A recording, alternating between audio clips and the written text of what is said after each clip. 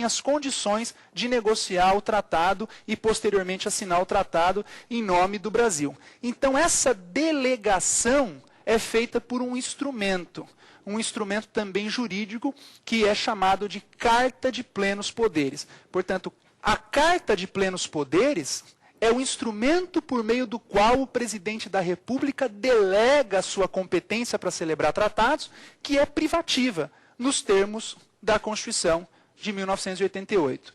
Agora, a ratificação vai ser ato exclusivo do presidente da República, ele é que tem que ratificar. Pois não. Tudo bom? Meu nome é Plínio Minuzzi, sou recém-formado em Direito. A questão é a seguinte, essa questão do privativo e exclusivo dentro da Constituição, ela é bem misturada e acaba controversa, né? Essa definição acaba sendo doutrinária, do que realmente pode ser delegado ou não delegado? Olha, os autores de direito constitucional, eles até se confundem muito sobre o que é privativo e sobre o que é exclusivo. A ponto de alguns dizerem que a Constituição, quando diz determinadas expressões privativas, seria exclusiva e determinadas expressões exclusivas seriam privativas.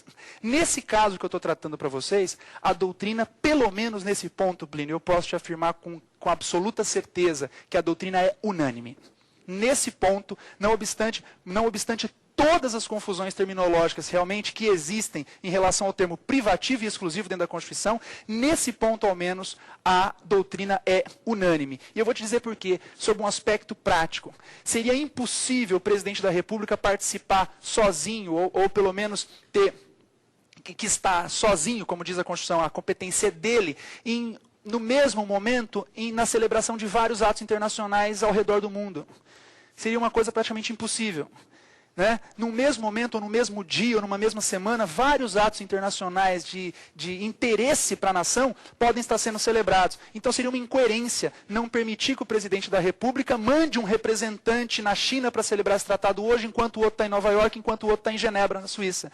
Então, por isso que se interpreta a expressão privativa aqui no sentido de que realmente é a possibilidade de delegação. E nós vamos ver que a competência do Congresso Nacional, lá do 49, a Constituição já diz, compete exclusivamente, você não delega a vontade do povo para além dos seus representantes.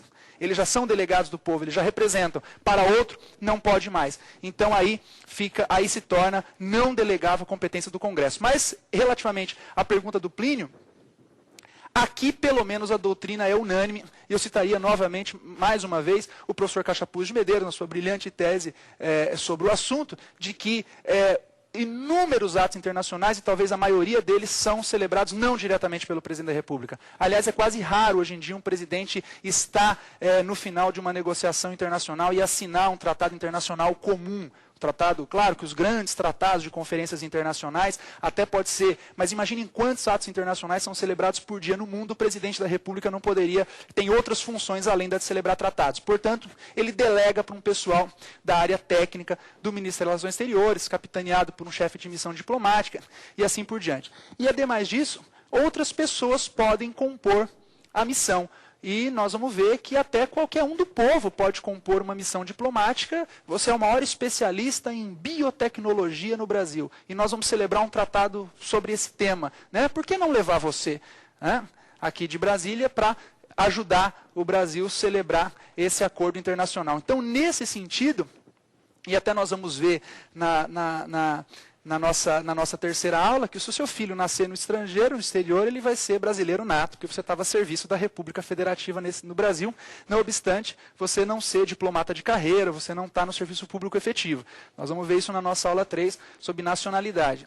Então, a competência privativa é muito importante. Agora, o que não pode um plenipotenciário, que é aquele detentor dos plenos poderes, fazer, é ratificar o tratado internacional, não obstante, existam algumas exceções na própria Convenção de Viena, que admitem aqueles tratados que valem a partir da assinatura. E nós sabemos que a prática internacional também admite os chamados acordos por troca de notas. E esse tema é muito controverso, também não daria para tratar numa aula só. De uma forma ou de outra, o Brasil tem celebrado uma média até de mais de 2 por dia, talvez, acordos por troca de notas, de 365 dias no ano. Praticamente mais de 700 acordos por troca de notas podem ser feitos, pode chegar até 1000 acordos por troca de notas celebrados por ano. Não se tem essa estatística precisa, né? Mas existem inúmeros acordos por troca de notas diplomáticas que entram em vigor a partir da sua assinatura. E a doutrina se controverte no sentido de que não seria necessário aprovar, passar esses tratados pelo Congresso Nacional. Alguns acordos, que são acordos mais imediatos, não poderiam esperar talvez 20 anos no Parlamento Federal para serem aprovados. E nesse sentido, o professor José Francisco Rezec entende até que se esses atos estão dentro da competência própria do presidente da República, ou seja, o raciocínio se ele poderia fazer aqui dentro um acordo no sentido sobre agricultura ou sobre ciência e tecnologia, ele poderia também com outro Estado fazer um acordo por troca de notas nesse sentido, não passando pelo Congresso Nacional. É a maneira que se tem de interpretar a Constituição no sentido de, a expressão é minha agora, no sentido de que não nos tornemos um dinossauro no plano internacional, porque a vida internacional é dinâmica, mas de qualquer forma, voltando, o que não pode os plenipotenciários fazer a rigor, então, nos tratados estricto sensu, deixando claro, ratificar o compromisso internacional. E uma outra coisa importante, a assinatura do tratado internacional, ela é um aceite precário. Além de formal, ela é um aceite precário, porque demanda uma ratificação do presidente, portanto, uma confirmação a posteriori. Então, assinado o compromisso internacional, vamos então para a segunda fase, então, terminou a assinatura, terminou, os representantes trazem o compromisso para dentro da nação, e aqui então passamos para uma segunda fase, que é aquela do artigo 49, inciso 1º. Compete, é da competência agora exclusiva do Congresso Nacional, diz a Constituição, resolver definitivamente sobre tratados, acordos ou atos internacionais que acarretem encargos ou compromissos gravosos ao patrimônio nacional. E aqui temos vários problemas, temos interpretações das mais divergentes e a doutrina mais abalizada chega a nos informar que esse dispositivo talvez seja um dos mais imperfeitos tecnicamente já redigidos na história das relações internacionais e dentro de um texto constitucional onde envolva a matéria do direito internacional. Por que mal redigido? Por que um dispositivo ruim? Ele diz duas coisas, ele tem duas partes. Então nós entendemos o que é assinatura, né? Entendemos que o presidente assina ou seu representante. E depois temos que entender que o Congresso Nacional é responsável por aprovar isso que o presidente fez, a priori sem o povo saber, no plano internacional. Tem que trazer aqui para dentro e falar, olha, agora eu vou submeter ao povo brasileiro, ver se ele aprova aquela assinatura que eu fiz. Isso é o Congresso.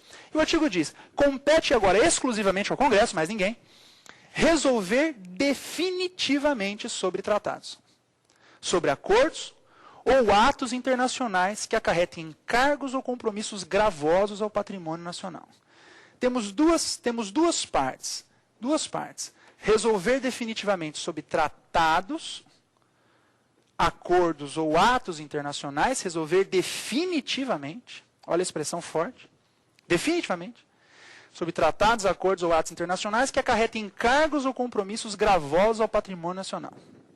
Fiquemos com a primeira parte. Compete ao Congresso resolver definitivamente. E isso, entre os tributaristas, chega a quase ser uma calamidade. Porque nós sabemos que a doutrina do direito tributário também, num determinado momento do Código Tributário, artigo 98, vai estudar os tratados em matéria tributária. Existe o artigo 98 do CTN. Os tratados e convenções internacionais em matéria tributária revogam ou modificam a legislação tributária interna e serão observados pela que lhes sobrevenha. Tem esse dispositivo. Os tratados em matéria tributária revogam a lei interna, mas não podem ser revogados por lei posterior. Então, a doutrina do direito tributário chega um momento que tem que estudar tratados internacionais. E até então, hoje talvez não mais, até então a maioria dos autores dizia assim, então, se o presidente da República assinou, ou seu representante, e se o Congresso Nacional resolveu definitivamente que ele está aceito, pronto, o tratado em matéria tributária entrou em vigor. Já pode surtir efeitos em território nacional. Imagine um tratado em vigor sem ter sido ratificado. Imagine um tratado que prevê um quórum para entrada em vigor de 60 Estados-partes. O Brasil foi o primeiro a assinar, o primeiro a aprovar pelo Congresso, e vou mais, ratificar, promulgar e publicar. O instrumento internacional já existe enquanto instrumento, mas não tem eficácia ainda, porque não entrou em vigor no plano internacional. E pode prever que daqui a alguns anos até caduque o instrumento internacional. Como é que eu vou admitir que no plano interno o tratado tenha